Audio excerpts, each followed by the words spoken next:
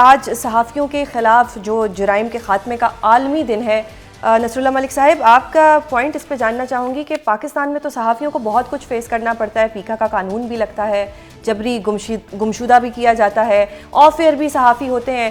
کیسے دیکھ رہے ہیں آپ پاکستان میں صحافیوں کے رول کو؟ شکریہ سزین. دیکھیں پہلی بات تو یہ ہے کہ یہ صحافیوں کے لیے پاکستان ایک مشکل جو ہے وہ ملک ہے. اس میں کوئی شک نہیں کہ میڈیا سے وابستہ لوگوں نے بڑی قربانیاں بھی دی ہیں اور بڑا جبر بھی برداشت کیا ہے، لیکن یہ ہر دور میں ہوتا ہے کیونکہ اس کی بنیادی وجہ یہ ہے کہ ہمارے ہاں اختلاف رائے سننے کی ہمیں عادت نہیں ہے. یہ آپ سیاسی جماعتیں دیکھ لیں، کہیں بھی آپ دیکھ لیں، وہاں پہ اختلاف رائے کرنے والے کے لیے جو ہے وہ زیادہ گنجائش بچتی نہیں ہے، بلکہ سیاسی جماعتیں بھی فرد واحد کی سیاسی جماعتیں ہیں، وہاں بھی مشاورتی نظام آپ کو نہ ہونے کے برابر نظر آتا ہے. بالکل اسی طریقے سے جب حکومت آ جاتی ہے تو حکومت میں آنے کے بعد سیاستدان یہ سمجھتا ہے کہ اب اس نے میڈیا کی کوئی بات جو ہے وہ تنقید کو برداشت نہیں کرنا، اس لیے پھر میڈیا زیر اعتاب آ جاتا ہے. جب بھی آج کی حکومت بھی کو یہ برداشت نہیں ہے کہ سچ بولا جائے، ماضی کی حکومت کو بھی برداشت نہیں تھا. آپ کو یاد ہوگا عمران خان صاحب کو تو میں کہتا ہوں کہ وہ میڈیا کے سہارے اور میڈیا کی بھرپور سپورٹ کے ساتھ اقتدار میں آئے تھے، اور اقتدار میں آتے ہی انہوں نے کہنا شروع کر دیا تھا کہ انٹرٹینمنٹ کے چینل ہونے چاہیے، نیوز چینلز کی اس ملک کو ضرورت نہیں ہے. یہ ہے اس ملک کا مزاج سیاست کا، اور ہمارا مجموعی مزاج ایسا ہی ہے کہ ہم صرف تعریفیں سننا چاہتے ہیں، تنقید سننا نہیں چاہتے. بالکل دوسری طرف میں جو اپنی صفوں کے اندر بھی ہمیں یہ دیکھنے کی ضرورت ہے کہ ہم کہیں ایکٹیوسٹ تو نہیں ہیں، ہم کہیں خود کارکن بن کے. مجھے قطن یہ کہنے کی ضرورت نہیں ہے کہ میں کہوں جی کہ میں نواز شریف صاحب کا جھنڈا لے کے میدان میں اتروں، یا میں زرداری صاحب کا جھنڈا لے کے میدان میں اتروں، یا میں عمران خان صاحب کا جھنڈا لے کے میدان میں اتروں. مجھے یہ کسی کی سیاسی جماعت کی غلطی کو غلطی کہنا چاہیے، اس کی اچھی بات کو اچھا کہنا چاہیے.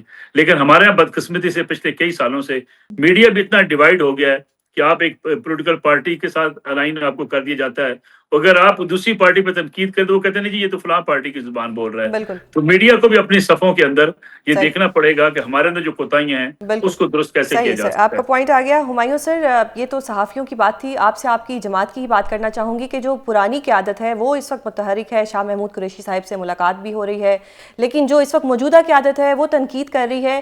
یہ سیاسی درجہ حرارت کیسے ٹھیک ہوگا اور خان صاحب کی رہائی کے لیے کیا بہتر اقدامات اٹھائے جا سکتے ہیں؟ بسم اللہ الرحمن الرحیم. ایاک نعبد و ایاک نستعین. دیکھیں تھوڑا سا میں کمنٹ کر لوں گا جو نصر اللہ صاحب نے کہا ہے، and I would 100% agree with ہم کہ پرابلم جو ہے نا پاکستان کے نظام میں بھی ہے اور پرابلم ہم لوگوں کے اندر بھی ہے. ہم لوگوں کے اندر اس لحاظ سے پرابلم ہے کہ ہم لوگ جیسے انہوں نے کہا ہے کہ ہم لوگ خود کسی فائدے کے لیے ہم لوگ اپنے الائنمنٹ بدل دیتے ہیں، اور نظام یہ ہے کہ نظام کے اندر برداشت بالکل نہیں، وہ اپنے خلاف بات نہیں کر سکتے. میں پورے نظام پاکستان کے پورے سسٹم کی بات کر رہا ہوں، میں انڈیویجول لوگوں کی بات نہیں کر رہا ہوں. اب بات آ جاتی ہے پرانے لیڈرشپ اور نئے لیڈرشپ پہ. دیکھیں یہ یاد رکھیں پاکستان تحریک انصاف ایک ایوالونگ پولیٹیکل پارٹی ہے. اس کی وجہ میں بتاتا ہوں، اور یہ کسی اور پولیٹیکل پارٹی میں آج تک نہیں ہوا. اور یہ اس لیے پاکستان تحریک انصاف میں کہ پاکستان تحریک انصاف اس لیے اس قسم کی ہے کہ اس کا لیڈر عمران خان کی سوچ والا ہے. وجہ جب 2018 میں جو سینٹ کے الیکشنز ہوئے تھے اس میں ایلیجلی کوئی 20 لوگوں نے پارٹی پالیسی کے خلاف ووٹ دیے تھے. ان ادر ورڈ سننے میں آیا تھا کہ انہوں نے ووٹ بیچے. عمران خان نے الیکشن سے 3 مہینہ پہلے ان سب کو، اور وہ سارے وہ لوگ تھے جو 2013 میں سو کالڈ الیکٹیبلز لوگ آئے تھے پاکستان تحریک انصاف میں، عمران خان نے ان کو ایک جھٹکے میں ہٹا دیا. اس کا جو رزلٹ آیا وہ اس دفعہ آیا ہے کہ پوری federal government including every person in power, انہوں نے پورا زور لگا لیا کہ 21 فارورڈ بلاک الیکشن کمیشن کے تھرو انڈیپینڈنٹ بنا دیے. کیا غلط کام نہیں کیے، ایک ووٹ نہیں ٹوٹا. صحیح یہ ہوتا ہے جب آپ صحیح پولیٹیکل ڈیسیژنز لیتے ہیں. یہ ہوتا ہے کہ جیسے نصر اللہ صاحب کہہ رہے تھے کہ یہ ایک شخصیت، دیکھیں یہ یاد رکھیں جو لیڈر ہوتا ہے وہ ایک شخصیت، اس کے پیچھے لوگ کھڑے ہوتے ہیں، اس کی شخصیت ہوتی ہے تو لیڈرشپ ہوتی ہے. میں یہاں پہ ایک جگہ پہ ان سے ڈس ایگری کروں گا کہ عمران خان میڈیا کی کیا کہہ سکتے ہیں مدد کی وجہ سے آتے ہیں. دیکھیں عمران خان ایک ایسی شخصیت ہے پوری دنیا میں, پاکستان میں نہیں پوری دنیا میں, کہ جس کو سننے کے لیے میڈیا بے قرار ہے, چاہے وہ انٹرنیشنل میڈیا چاہے وہ نیشنل میڈیا ہے. آج بھی میڈیا سے اب عمران خان کا نام ہٹا دو, میڈیا کو کوئی نہیں سنے گا. اتفاق ہم کر لیتے ہیں, لیکن اب یہ جو ملاقاتیں ہو رہی ہیں, یہ ملاقاتیں تو موجودہ قیادت کو کرنی چاہیے تھی. نہیں, یہ دیکھیں ہولڈ آن. عمران خان کا دیکھیے, عمران خان کا ایک پرنسپل سٹینڈ عمران خان نے خود کہا ہوا ہے, میں نے نہیں کہا, میں اس کو صرف ریپیٹ کر دیتا ہوں, کہ وہ لوگ جنہوں نے پریس کانفرنس کی تھی اور پیچھے ہٹ گئے تھے, میں جب واپس آؤں گا میں ان کو لے لوں گا, depends on individual to individual. لیکن جن لوگوں نے پارٹی چھوڑ کے کسی بھی پارٹی کو جوائن کیا تھا ان کی واپسی نہیں ہے.